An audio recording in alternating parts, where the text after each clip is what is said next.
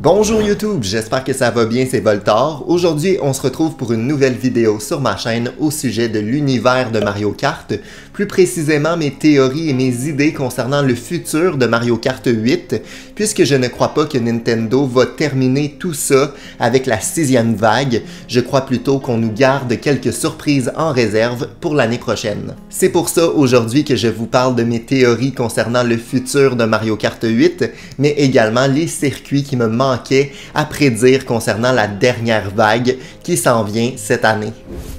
Je crois que vers la fin de l'été, on aura un Nintendo Direct qui va nous présenter les nouveautés de Mario Kart.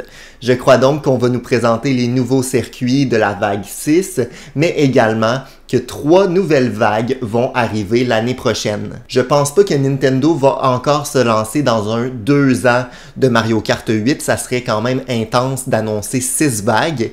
C'est pourquoi je crois que 3, ça serait suffisant.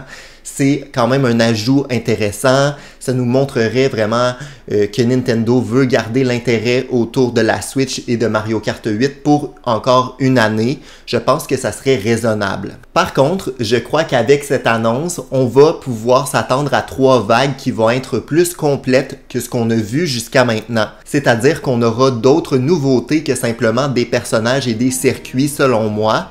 Je crois qu'on pourra s'attendre à certaines nouveautés qui proviennent de Mario Kart Tour. Par exemple, l'ajout de costumes alternatifs pour chaque personnage dans la sélection des personnages. Ainsi, on pourrait avoir 9 styles différents par pilote. Je pense que ça rendrait le jeu plus intéressant. Surtout s'ils ajoutent cette fonctionnalité-là en débloquant les skins alternatifs. Je crois que ça serait tout simplement une superbe idée de devoir débloquer les skins avec des pièces qu'on récolte sur le circuit. Parce qu'une fois qu'on a complété l'entièreté de Mario Kart 8, les pièces ne servent plus à rien. Je pense que Nintendo pourrait utiliser une manière intelligente d'encourager les joueurs à rester plus longtemps sur leur nouvelle vague. Parce que personnellement, je joue à une vague lorsque celle-ci sort, mais je me tanne rapidement.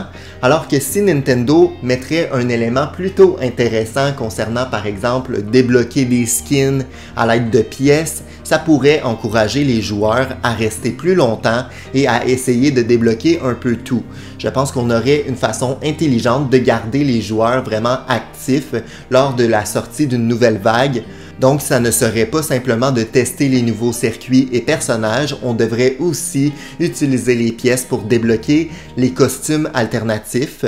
J'ai des coups de cœur concernant les costumes de Mario Kart Tour, par exemple le Bowser avec un habit de Noël, je trouvais tellement que c'était un costume original pour ce personnage-là.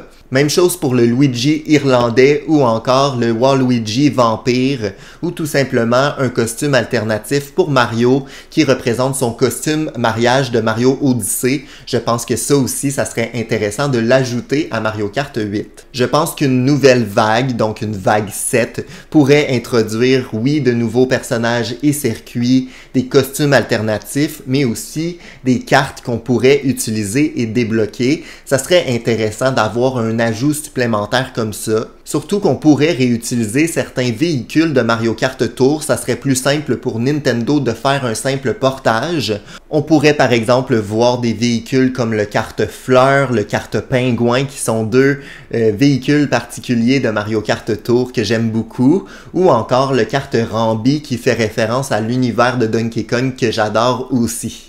Le seul élément qui me fait un peu douter concernant l'ajout de cartes, ce qui me semble un peu moins plausible, c'est tout simplement que Nintendo devront faire des statistiques uniques pour chacun d'entre eux, ce qui peut prendre du temps, et on sait que Nintendo ont parfois une certaine lâcheté concernant l'ajout de contenu comme ça. L'annonce de 3 nouvelles vagues me semble tellement plausible puisqu'il y a beaucoup de circuits qui n'auront pas la chance d'être portés sur Switch pour l'instant.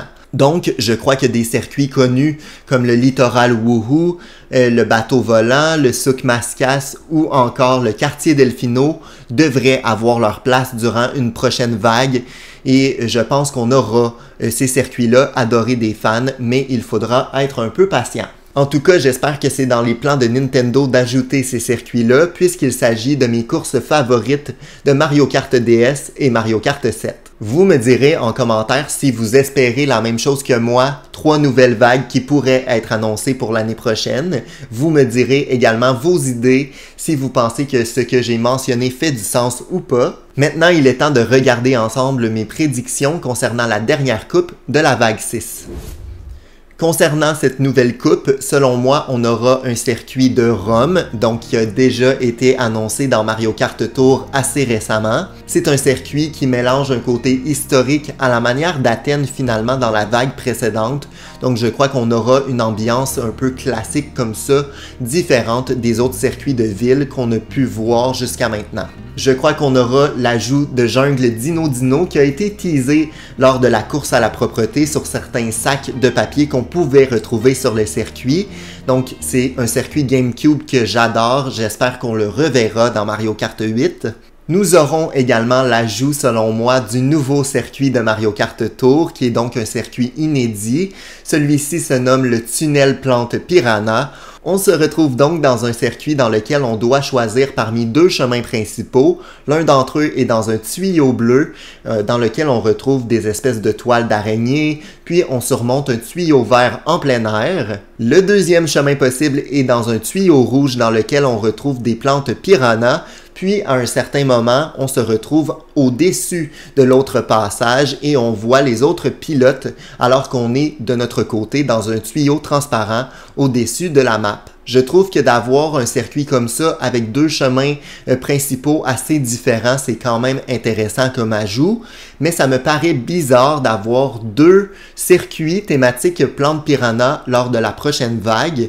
Donc j'étais un peu embêté concernant cette idée-là, mais je trouve ça à la fois étrange, mais aussi plausible d'avoir 2 circuits comme ça qui arrivent prochainement. On finirait avec une bonne vieille course arc-en-ciel, celle de la Wii, qui est un circuit grandement apprécié, plutôt difficile et assez marquant. Avec une course comme ça, on viendrait consolider l'ensemble des 6 premières vagues avec un peu de challenge. Je pense que ça serait l'idéal de terminer sur une fameuse course arc-en-ciel, ce qui est un classique de Mario Kart finalement. J'espère que la vidéo vous a plu, j'espère que mes idées, mes théories font du sens selon vous. N'hésitez pas à me partager en commentaire vos idées, vos prédictions. Est-ce que vous pensez que c'est plausible d'avoir 3 nouvelles vagues? Mentionnez-moi tout ça, ça me fait toujours plaisir de vous lire. Merci encore et on se retrouve très bientôt pour une nouvelle vidéo sur la chaîne. Ciao!